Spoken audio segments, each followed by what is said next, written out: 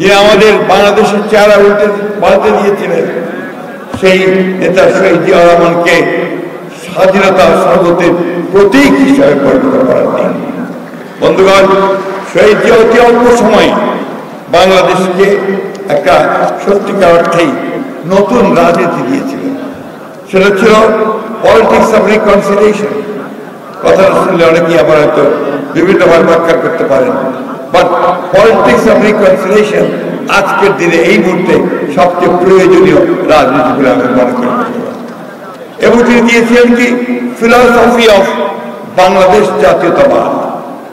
এটা আমি ব্যাখ্যা করতে যাবো না, দীর্ঘ সময় লাগবে।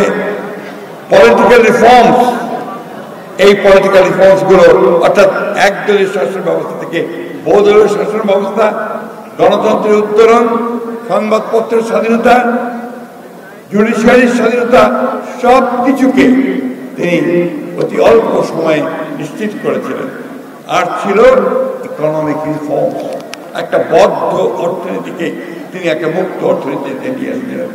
নতুন করে মুক্ত বাজার অর্থনীতি এবং বেসরকারি যে বিনিয়োগের ব্যবস্থা করে তিনি অর্থনীতিকে সামনের দিকে এগিয়ে নিয়েছিলেন।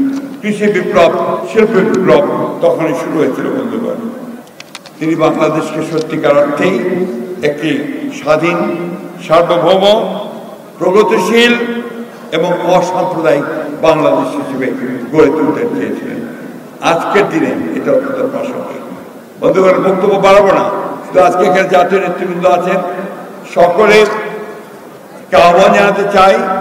এই যে একটা সংকট তৈরি হয়েছে, অপ্রয়োজনীয় সংকট, এটা কোনো প্রয়োজন ছিল না, অতএব সংকটটা তৈরি করা হয়েছে আমি মনে করি অত্যন্ত উদ্দেশ্যমূলকভাবে। অর্থাৎ বাংলাদেশের যে গণতান্ত্রিক উত্তরণ যে পথ, সেই পথকে বাধাগ্রস্ত করা, বাংলাদেশে সত্যিকার অর্থে সংস্কারের জন্য যে নির্বাচন হওয়া দরকার সেই নির্বাচনকে বাধাগ্রস্ত করা, জনগণকে ভবিষ্যৎকে একটা অনিশ্চিত অবস্থায় ফেলা। আসুন আজকে আমরা সবাই সেই জায়গা থেকে একমত হয়ে সবাই মিলে ঐক্যবদ্ধভাবে সেই সমস্ত চক্রান্তকে রুখে দিয়ে বাংলাদেশকে সত্যিকার অর্থেই একটা গণতান্ত্রিক রাষ্ট্রে উত্তরণের পথকে সুগম করি। দেশনায়ক, দেশনেতা আমাদের তারেক রহমানের নেতৃত্বে